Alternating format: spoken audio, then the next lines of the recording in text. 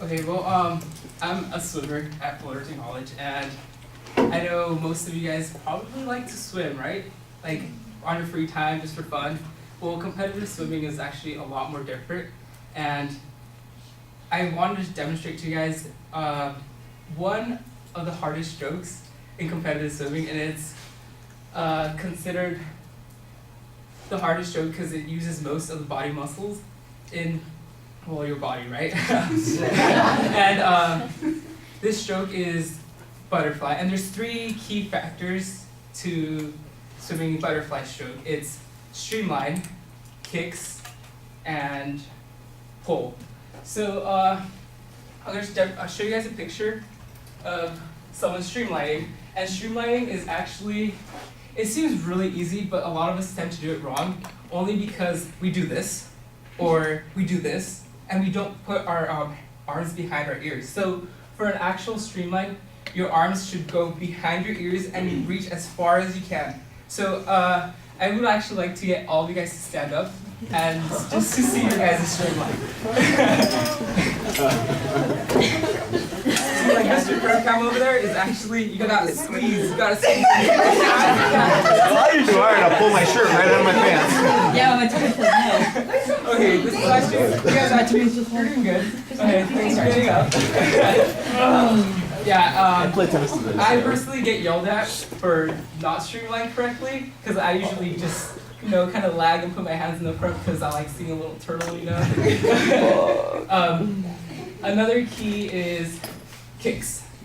Kicks is actually, it's really hard because getting the motion is a little weird. It's kind of like a body roll, and when you kick, kicks don't come from your knees, even though it may look like it does, because I see he bends his knees here, but kicks should be coming from your hip or your chest. So it's just a body roll, and when you roll, your body just flows along, you know, so it's just your feet follow through. And the higher you lift up your knees, the whip is not as strong, so it doesn't push you forward.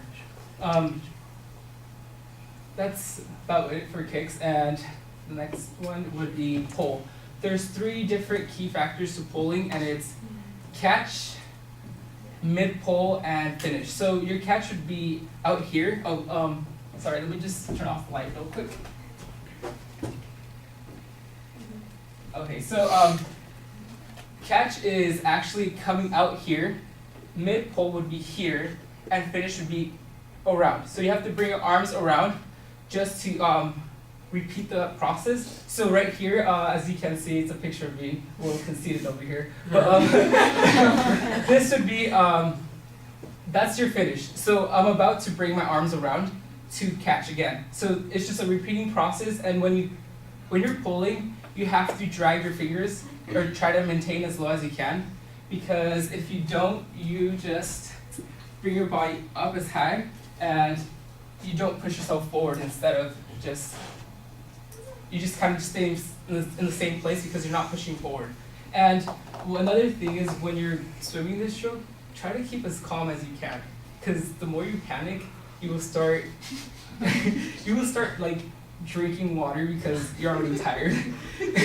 I know this from experience, like you panic and you're not gonna go anywhere, you just stay in the same place, and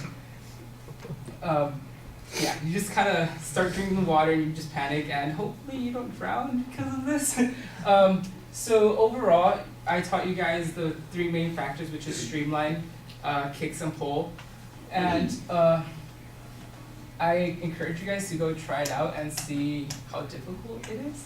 Because even though it may seem a little easy, it's actually not as easy as it seems. Thank you.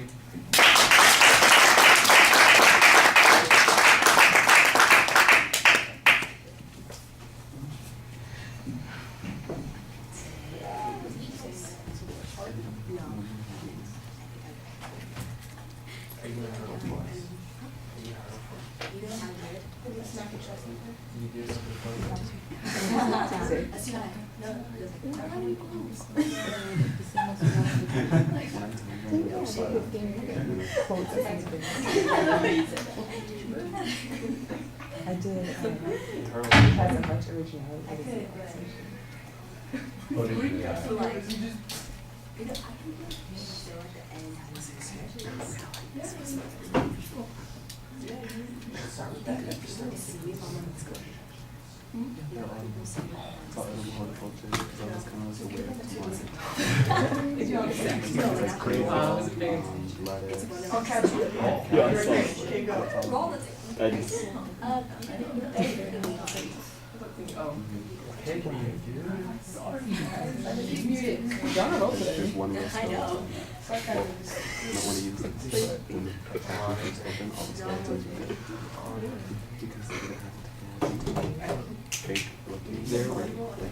No, I was not gonna. Sorry, I was not gonna buy it.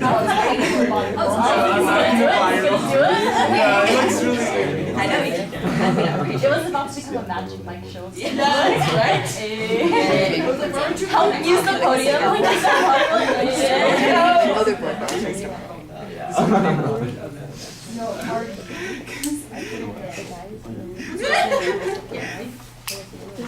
Yeah.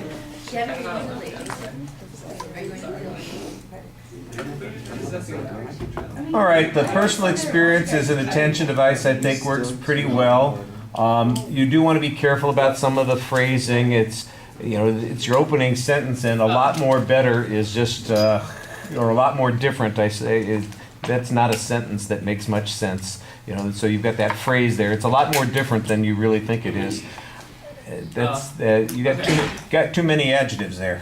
All right, so you need to be a little careful about that. I like the little bit of suspense that you have in developing what the topic was, but when you finally get to it, that's fine. I do think that you could probably have a visual that indicates the whole process of doing that. Maybe a video clip of somebody going through the whole motion of the butterfly stroke, as opposed to just those kinds of things. So yeah.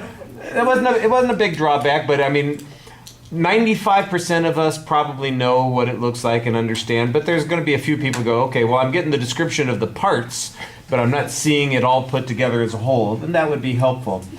The preview, you do have a preview, but it's kind of mechanical, and you want to be a little bit more complete in giving that opening section. So you've got the steps that you're going through. They're actually parts of the stroke itself when you're doing the butterfly stroke, and I think that they occur in a sequence, so just tell us that. I'm going to tell you about the 3 components in the stroke to do the butterfly stroke in the sequence in which they occur. You begin with the stream, you follow with the kick, and then there's the pull, or when you're doing the pull, you've got the catch, the mid, and then they finish.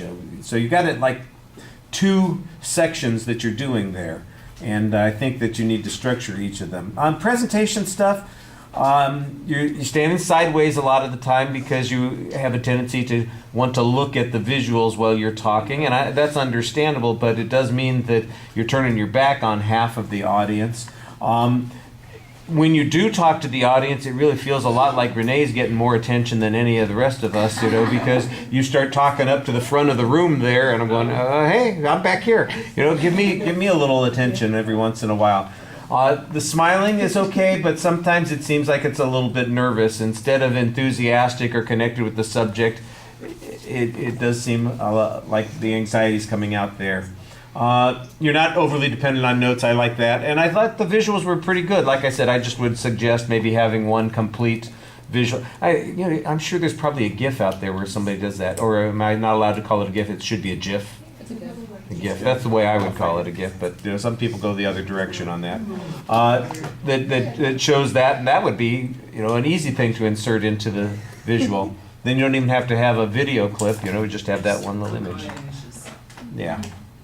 All right. Your voice projection is fine. I think there's reasonable variety in it when you're speaking. Like I said, I think you need to be a little bit more distinct on a couple of terms. When I first heard you say pull, I thought you were saying pole, and I couldn't quite figure out what was going on there. When I saw the visual, that answered that question. So, yeah. All right. And occasionally, the same sort of thing with the nervous laughter. Sometimes your pacing gets broken up with a little, side amusement.